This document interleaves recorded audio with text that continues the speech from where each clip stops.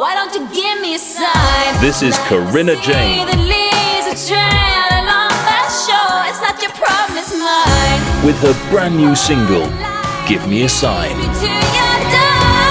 While the world still spins, As featured on BBC Introducing. it's just the way it's gotta be. Give me a sign about the things that we don't know. Why don't you give me a sign? Corinna Jane, Give Me a Sign. Out now. It's not your problem, it's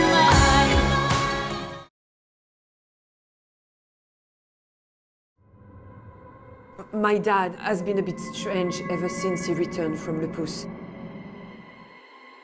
Laurelyn, you work best under pressure. Yani, Beauty, TV. Hello, I'm Sophia Jessica, and welcome to the Fan Carpet. Welcome. Great film. So if we go back to the beginning, was there a defining moment for you to get into the entertainment industry? Oh, that's a good question. I know both my parents work in entertainment, so I think it's something I kind of grew up with to some extent. And as much as you kind of try not to do exactly what your parents end up doing, it's funny how people end up kind of deferring to that, because you know, if you grow up with something, it's what you know, I suppose. But I think when I left university, which was, you know, scarily long ago now, keeps getting further away. Every year it gets further away. It's funny that, isn't it?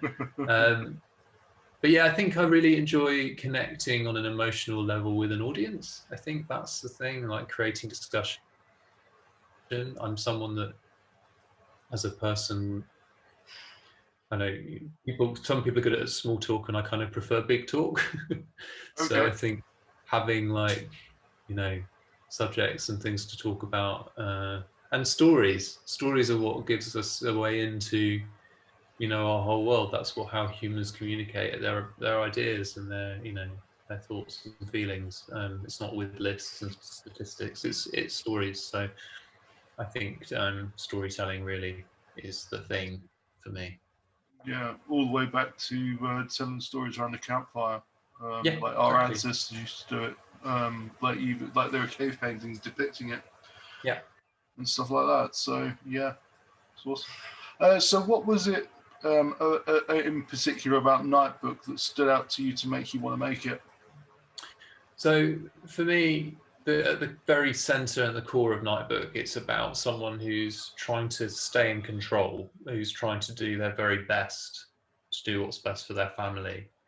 And that was something I could relate to. You know, I think that's a very universal human thing. Like, what do we want? Control, we want order in our life. And sometimes when we try and do that, we're not always making the best decisions. Sometimes we are, sometimes we're not. I'm also very drawn to, you know, the horror within, I guess, as like a sort of vaguely cynical person. I don't like the idea, but I guess I like the idea with Nightbook that the horror for this comes from what Laurelyn is prepared to do or not prepared to do, and what her father is going to do or not going to do, you know, in order to do what she sees as best for her survival. So I think that it's the kind of truth at the core of the story that really drew it to me. And also the opportunity to work in an interactive format, as I've not done that before. And during the lockdown, and, you know, experienced a whole new, I mean, we shot it all remotely via Zoom. Our lead was in Paris, I was in the Midlands, our DOP was in Yorkshire, the producer was in Cardiff. You know, it was totally wild. Being able to shoot a film like that was, like, as a technical exercise, was unbelievable. What an opportunity. So not only are we kind of progressing things from a storytelling perspective, but technically as well, being able to tell that story at all during the times we're living in was amazing thing to be part of. Awesome. So how did you find working with the fantastic cast that you've assembled? Because you've obviously got Julie Darby and Colin Salmon, like chief among your cast. So how was it? How was it? I mean, there's a kind of old, you know, moniker, I guess, in when you're directing, which is, if you want to get the best performances, get the best actors, and that's the big secret. it. No one's telling anyone. And working with them was a real privilege and a pleasure. They were just brilliant generally, and it was a really tough shoot for them because they were having to set up their own cameras, they were having to do their own art direction. We were helping them through that and directing them what to do, but like an actor isn't used to setting up a camera body and putting a different lens on and moving lights around, miking themselves up, all this stuff. Any of the special effects you see in the film, they had to do that as well. So the kind of demand on them, not to mention the fact that you're talking about a huge script with loads of different versions of very similar things. So yeah, and they're at home, so they haven't got the instant feedback of the people around them for sort of comfort and support, I guess, which is a really important thing when you're acting, because it's hard, it's emotionally draining. So yeah, I mean, they were just amazing. They took it all on board, so well, and just were such a pleasure to work with. Yeah, that was great. Awesome. Do you have any memories from filming that will stick with you throughout your career? I think one for me was we shot something in Julie's, Laura Lynn's office, where she just moved to the background, and we missed the focus on it because that happens sometimes. But I said, "Oh, can we do another take for focus?" And then I went, "Hang on a minute, we're remote operating focus in Paris from Yorkshire." And the idea that I was going, yeah, can we just retake that with focus? And someone was doing it all remotely from miles and miles away was just completely insane. I was, so remotely going, how are we doing? This is nuts. This is completely nuts. So that was a moment. But also some of the more intense moments from Julie in the film, where she was just amazing. Anything we threw at her, she really took on board and just, knocked it out of the park. It really was amazing to watch. Yeah. Awesome. Now, Nightbook is pretty unique in the sense it's an interactive film. Yeah. And it's like, I think it's the third in a line of films that Wales Interactive have made. They did The Complex, and they did First Dates with Paul Rashid previously to this. So was that part of the appeal? Absolutely, yeah. When I describe interactive storytelling, as I was saying to you before, storytelling is a real impetus for me generally, and I think the idea of interactive storytelling is like, when you have the diagram of the evolution of man, and you've got humans on one side and you've got like an ape on the floor on the other side. I feel like interactive storytelling is kind of like we're just beginning to stand up with storytelling. It's really fascinating. It's an evolution of how stories are told, and I think just having such a direct connection with your audience and creating those discussions, as part of the story, I think is amazing. I think the opportunity to get that direct feedback from your audience, get them super immersed,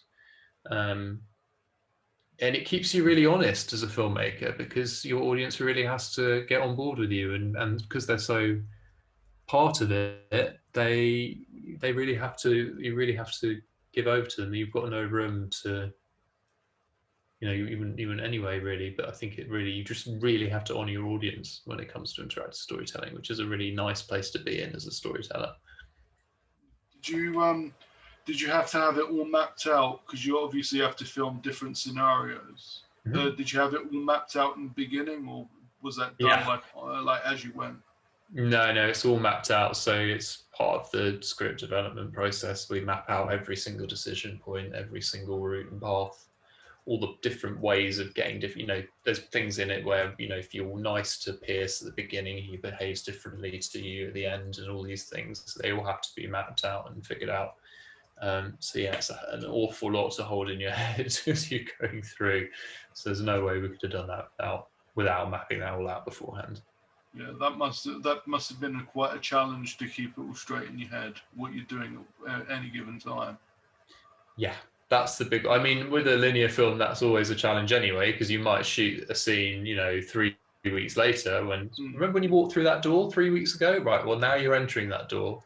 That's something that happens in linear film making, but in this case, it's like, so have I just found out about someone dying or not? And when and how did that happen? And does it have to work for both eventualities? And yeah, it is a lot of mental gymnastics that happens, but it's all good stuff. Yeah.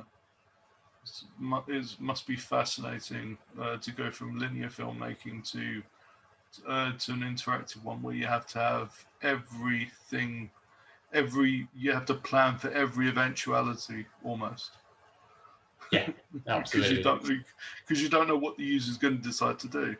No, and you have to treat every single path as important as the other, because every time your player plays through your story, they need to have a satisfying and fulfilling experience.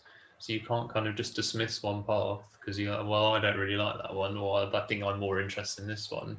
Again, that's about honoring your audience, isn't it? You have to make sure that every path you do is like a full and rounded experience for your audience. So yeah, it's quite intense. So what is your preferred genre, and do you have any favorite films?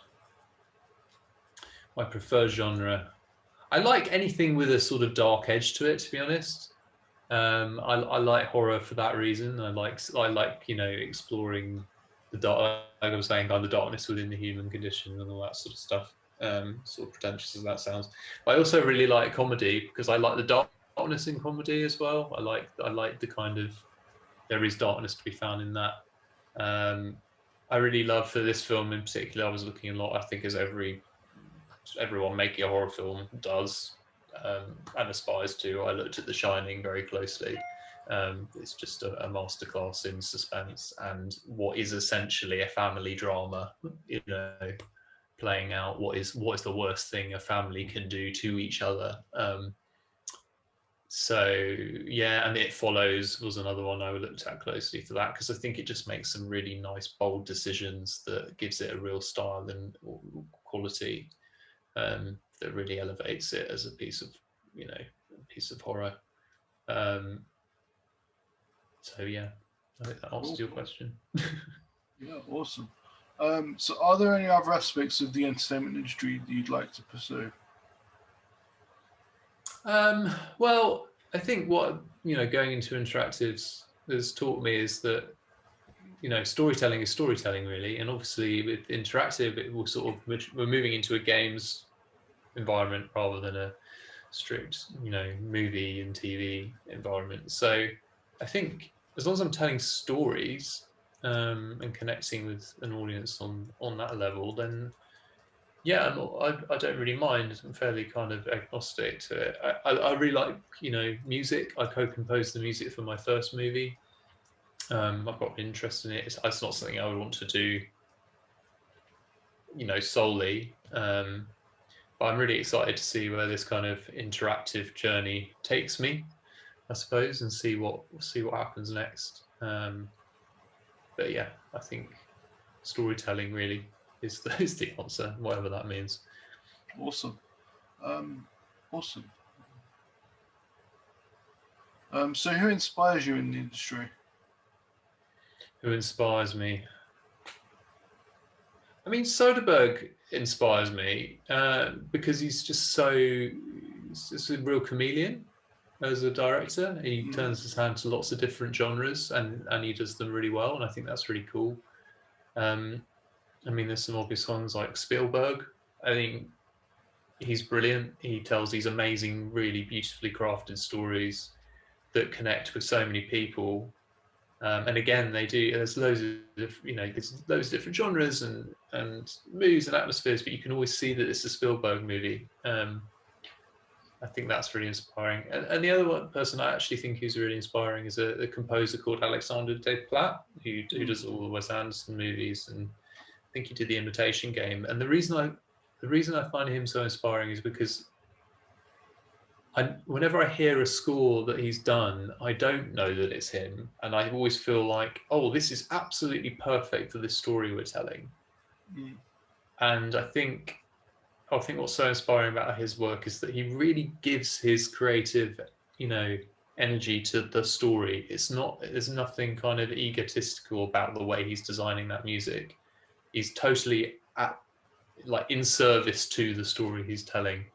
And I think that's a really good lesson as a storyteller, because I think that is what's important. Are you serving the story, and are you serving your audience, or are you serving yourself? And I think if you are selling a story, really you should be serving the story in the audience. So yeah, and every time I go, oh, that's a great score. I've never heard something like this. So invariably I look it up and it's him again. Like, right. Yeah. Wow, he's really like adapting himself to telling the best story and what he believes is going to connect in the best way possible. Yeah, he's brilliant. He's so adaptable. He doesn't just stick with one genre either. No, which is great. He's one of the best. So with the popularity of streaming services, and obviously they were lifeblood for a lot of us over the last year and a half. What do you think the future of cinema is? It's a very good question.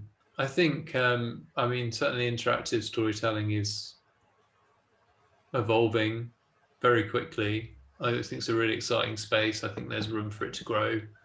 I think there is a place for, my first love has always been cinema. There is something to be said for going and having a shared experience in a big room with people with great sound and all the rest of it.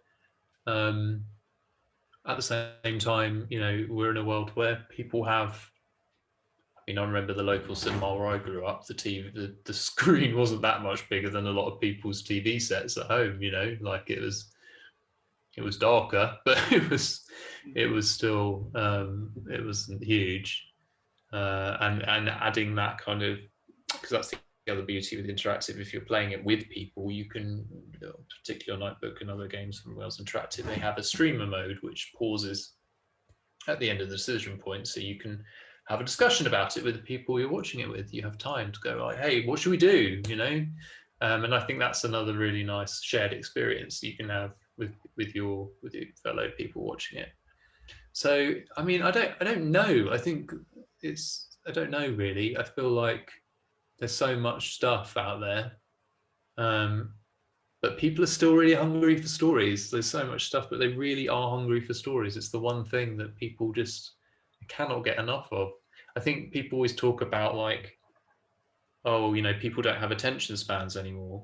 And you're like, well, that's possibly true, but at the same time, some of the most popular things out there are these like, 27 hours worth of TV series. So what is it that's making someone that can't watch a TikTok thing for 3 seconds watch a 27 hours worth of TV series? And I think it's story. I think people are completely addicted and all consumed by and drawn to good stories. So I don't know where it's going, but I do know that storytelling is evolving and it's here to stay, and however best to connect people is going to be the thing that prevails.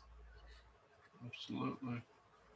It's like you can watch a 6-hour film on Disney Plus, and with Loki that's just finished, that is essentially a 6-hour film. Yeah. So yeah, it's just another medium to consume, which is awesome. So do you have any projects that you're waiting to get back to?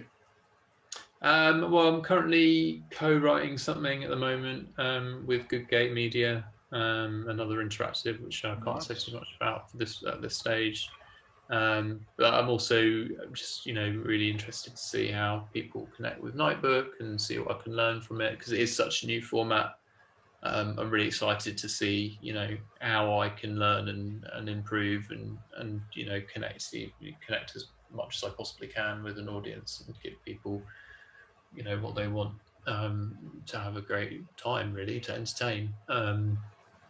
So yeah, there's a couple of things floating about, but you're never actually confirming you're doing anything until you're actually standing on set saying action. Yeah. It's a fickle world. Absolutely. So yes. Yeah, absolutely, because the funding could drop out tomorrow. We just never know. You never know. So yeah. You never know. What are you hoping the audience will take away from Nightbook when they get to play it or see it? Well, I'm hoping they have as much fun playing it as I did making it. Really, I hope it's engaging. I hope it makes people think a bit. I hope the decisions are engaging and challenging, and I hope it's entertaining and gives people, a break from their everyday lives and a chance to do something fun and enjoyable. I hope they're scared, as it's a horror film. I hope, and I hope they play it multiple times to see the different, paths you can play through it. Yeah. And what does the future hold for Nightbook? Do you see like a sequel, a franchise? We will see. Time will tell. I'm not sure. Yeah. I just hope people connect with it now, and I know if there is an appetite to do more, then we can look at it then. But I think, as I say, I'm just really curious to see how this connects with people. Awesome. And just finally, where can we keep up with you online with everything you're doing? I'm on Twitter. I don't use it enough as much as I should. I'm on Instagram, but again, I should probably use it a bit more than I do. But really, I think the best way to see what I'm up to is just go and watch the movie, really, and watch my work, because really I like to think that it's more about what my work's saying than my work's more interesting than I am. Let's put it that way. Awesome. All right. Well, this has been great. Let's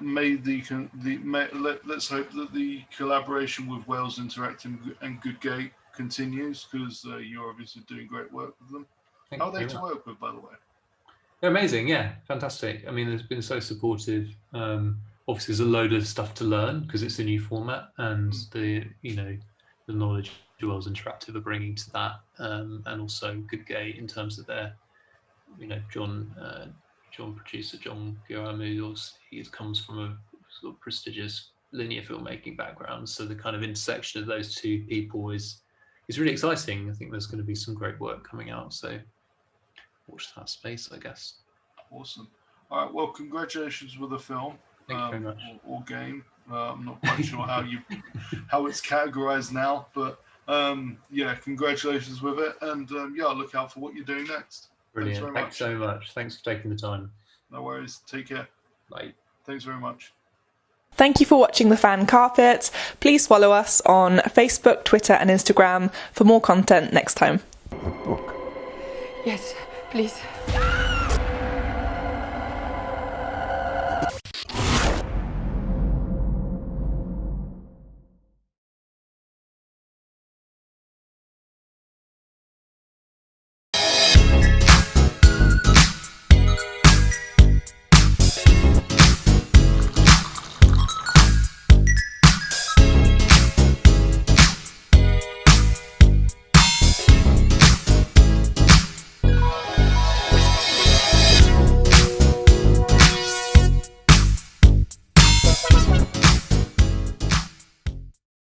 I'm here on the largest of the Balearic Islands, Mallorca, with the turquoise waters of the Mediterranean Sea, beautiful mountainous landscape, the thriving city of Palma, quaint little market towns, a growing number of luxury hotels. It's no surprise that the likes of Audrey Hepburn and Elizabeth Taylor like to holiday here. So come and join me as I take you round Mallorca.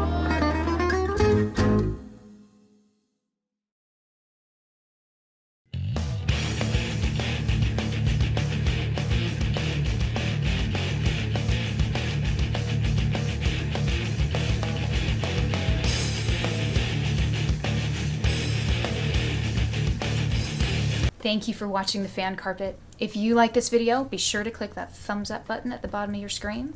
And also be sure to subscribe to the Fan Carpet YouTube channels. They're absolutely free and so much fun too. Be sure to check out the official website, thefancarpet.com. Also, you can follow us on Facebook, Twitter, and Instagram to stay up to date with reviews, competitions, the latest news, and so much more.